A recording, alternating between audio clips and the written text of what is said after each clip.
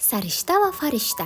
Bir bor ekan, bir yo'q ekan. Sal narsaga arazlab, qovoq tumshug'ini uyadigan, ota-onasining arzandasi bo'lgan, dangasa bir qizaloq bo'lgan ekan. Uning o'jar va badxulqligidan hamma bezor bo'lib, o'zlarini undan nari olar ekan. Bora-bora dugonalari undan yuz o'girib, arzanda bir chetda qolib ketibdi. U ham yetmagandek, kunlarning birida tongda ko'zini ochib, kimsasiz uyda o'zini yolg'iz ko'ribdi.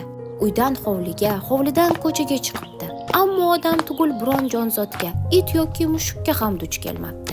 Dafatan bu uydagina emas, qishloqda ham o'zini yolg'iz qolganini tushunib yetibdi. Shu paytgacha yolg'izlik nimaligini bilmagan qizaloq uchun bu hol juda qo'rqinchli tuyulib, yig'lab yuboribdi. U shu ko'yi qancha vaqt ko'z yosh to'kkanini o'zi ham bilmabdi. Uni ovutadigan biror kimsa bo'lmagach, oxiri yig'idan to'xtabdi. Tushga borib qorni ochganini sezibdi. Tokchada turgan non bilan qaymoqni olib yebdi. Odatda qorni to'ygach, hech qayoqqa qaramay ko'chaga chiqar, o'rtoqlaridan birortasini ko'rib qolsa, u bilan tinchgina o'ynash o'rniga darrov janjal chiqarar ekan. Endichi kimsasiz ko'chaga chiqqanidan foyda bormi? Shunda qizaloqning yodiga onasi aytgan bir gap tushibdi. Supurib sidirilgan uyga farishtalar keladi. Darvoqe, qizaloq umrida bir marta bo'lsa hamki farishtani ko'rmagan ekan. Shu topda odamlarsiz ho'llab qolgan uyga farishtalar kelishini juda ham istabdi. Beixtiyor qo'liga supurgi olib, uy tozalashga tushibdi.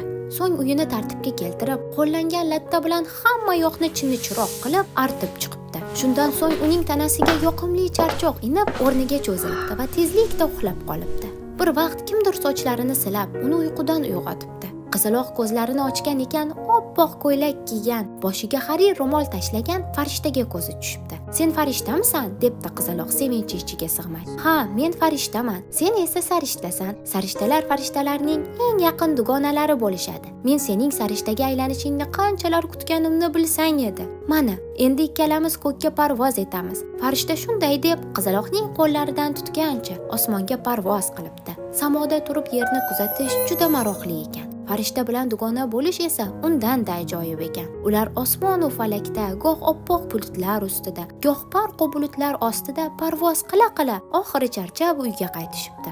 Qizaloq yana farishtani savolga tutibdi. "Chindan ham men sarishtaga aylandimmi?" "Ha, sen shu uyning sarishtasisan." "Men qanday qilib sarishtaga aylandim?" hayron bo'lib so'rabdi qizaloq. Farishta qo'liga supurgi olib debdi. "Buning uchun supurgiga rahmat ayt. Uni qo'liga olib uy tozalashga tushgan har qanday qiz sarishtaga aylanadi. Faqat ish yo'qmas, tartibsiz qizlar buni bilishmaydi-da. Bilishganda edi, shunda mening ham dugonalarim juda ko'p bo'lar edi." Shu gaplarni aytib, farishta ko'k sari parvoz qilishga chog'lanibdi. Uning ketishini istamagan qizaloq farishtadan, "Yana qachon yonimga qaytasan?" deb so'rabdi. "Qo'lingga supurgi olib, uy tozalashga tushing bilan eshigingda hozir bo'laman." Qariyalar bejizga sarishtali uy, farishtali uy deyishmagan. Ammo yodingda tut, biz farishtalar hamisha ham ko'zga ko'rinavermaymiz. Xayr, mening sarishtaginam. Qizaloq farishta bilan bo'lgan g'aroyib uchrashuvni yana qaytarilishini istab, har tong qo'liga supurgi tutib, uy va hovlilarni sarishtalashni kanda qilmas ekan. Ko'rdingizmi bolajonlar? Bekorga aytishmaydi-da tozalikda gap katta deb. Keyingi ertaklarda ko'rishguncha, xayr bolajonlar, salomat bo'ling.